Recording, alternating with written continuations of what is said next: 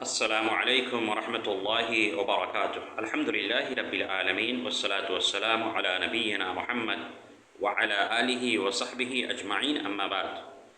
محترم ناظرین کرام، آج جب ہم اپنے معاشرے کا جائزہ لیتے ہیں تو ہمیں بہت سے افراد ایسے ملتے ہیں جو دوسروں کی بہوؤں اور بیٹیوں کے اوپر تہمتیں لگاتے پھرتے ہیں۔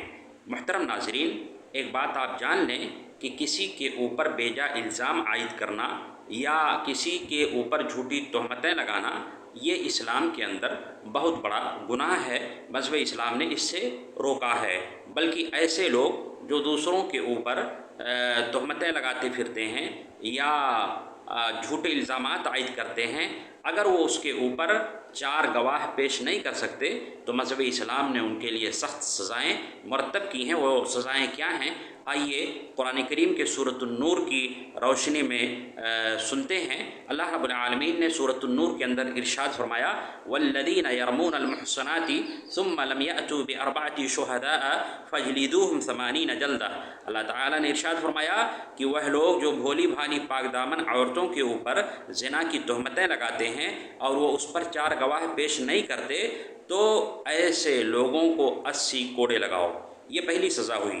دوسری سزا اللہ تعالیٰ نے فرمایا، وَلَا تَقْبَلُوا لَهُمْ شَهَادَةً أَبَدًا، اور کبھی بھی ان کی گواہی آئندہ معتبر نہ سمجھو، ان کی گواہی کو قبول نہ کرو۔ یہ دوسری سزا ہوئی۔ اور تیسری سزا، وَأُولَئِكَ هُمُ الْفَاسِقُونَ، اور ایسے لوگ فاسق ہیں، ان کا شمار فاسقوں میں ہوگا۔ تو مذہب اسلام نے 3 سزائیں ایسے لوگوں کے لیے مرتب کی ہیں جو دوسروں کی بیٹیوں، بہوؤں اور بیویوں کے اوپر زنا کی تہمت لگاتے ہیں، جو بھولی بھالی پاک دامن مومنہ عورتوں کے اوپر جھوٹی تہمتیں عائد کرتے ہیں اور وہ اس پر 4 گواہ پیش نہیں کر سکتے۔ ایسے لوگوں کے اوپر مذہب اسلام نے 3 سزائیں مرتب کی ہیں۔ پہلی سزا 80 کوڑے لگائے جائیں گے۔ دوسری سزا، آئندہ اس کی کوئی بھی گواہی کبھی بھی معتبر نہیں سمجھی جائے گی۔ اور تیسری سزا یہ ہے کہ اس کا شمار فاسقوں میں ہوگا۔ محترم ناظرین، ظاہر ہے آپ انسان ہیں اور انسان خطاؤں سے مرکب ہے، غلطیاں ہوں گی، گناہ ہوں گے، لیکن اس کا مطلب یہ نہیں ہے کہ اگر آپ خطا کار ہیں تو خطا کار ہی بن کر کے رہیں۔ اللہ رب العالمین نے آپ کو اصلاح کا موقع دیا ہے۔ آپ اگر اپنے گناہوں کا احساس کر لیں، اس پر نادم ہوں، اللہ رب العالمین سے سچے دل سے تائب ہو جائیں، تو بلا شبہ اللہ رب العالمین غفور الرحیم ہے۔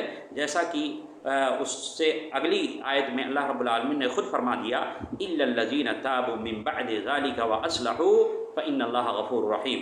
ہاں، مگر وہ لوگ جو اس کے بعد توبہ کر لیں اور اصلاح کر لیں تو اللہ رب العالمین غفور الرحیم ہے۔ تو توبہ کرنے سے علماء کرام کے درمیان اس چیز میں اختلاف ہے کہ کیا توبہ کرنے سے اس کی تینوں سزائیں معاف ہو جائیں گی یا اس میں سے کچھ سزائیں معاف ہوں گی اور کچھ نہیں۔ تو راجح قول کے مطابق اگر کسی نے کسی کے اوپر تہمت لگایا ہے اور وہ اس پر 4 گواہ پیش نہیں کر سکا تو اس کے لیے 3 سزائیں مرتب ہوتی ہیں۔ ہاں، اگر وہ توبہ کر لے تو ایک سزا اس پہ نافذ ہوگی اور 2 سزاؤں سے وہ بچ جائے گا۔ علماء کرام کہتے ہیں وہ ایک سزا جو اسے بہرحال دی جائے گی وہ 80 کوڑے ہیں، تاکہ لوگوں کے لیے یہ عبرت کا سامان بنے کہ اگر کسی کے اوپر زنا کی تہمت لگاتے ہیں، کسی بھولی بھالی پاک دامن عورت کے اوپر جھوٹا الزام عائد کرتے ہیں، تو اس کی سزا یہ ہے کہ مجمع عام میں اسے 80 کوڑے، 80 درے مارے جائیں۔ تو یہ عبرت کے لیے ہے، جو بہرحال یہ سزا دی جائے گی اگرچہ وہ توبہ کر لے۔ ہاں، 2 سزائیں اس سے معاف ہو جائیں گی توبہ کر لینے کے بعد۔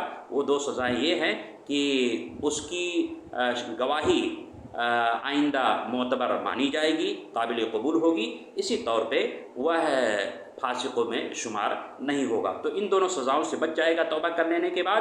البتہ ایک سزا جو کہ 80 کوڑے ہیں تہمت لگانے کی سزا، وہ بہرحال اس کے اوپر نافذ ہوگی تاکہ دوسرے لوگ اس سے عبرت پکڑیں اور سماج کے اندر، معاشرے کے اندر کسی کی بہو اور بیٹی کے اوپر انہیں جھوٹی تہمت لگانے کی جسارت نہ ہو۔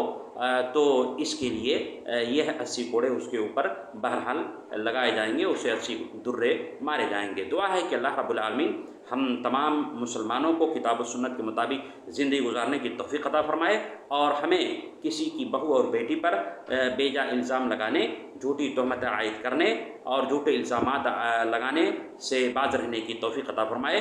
آمین، تقبل یا رب العالمین، وآخر دعوانا ان الحمد للہ رب العالمین۔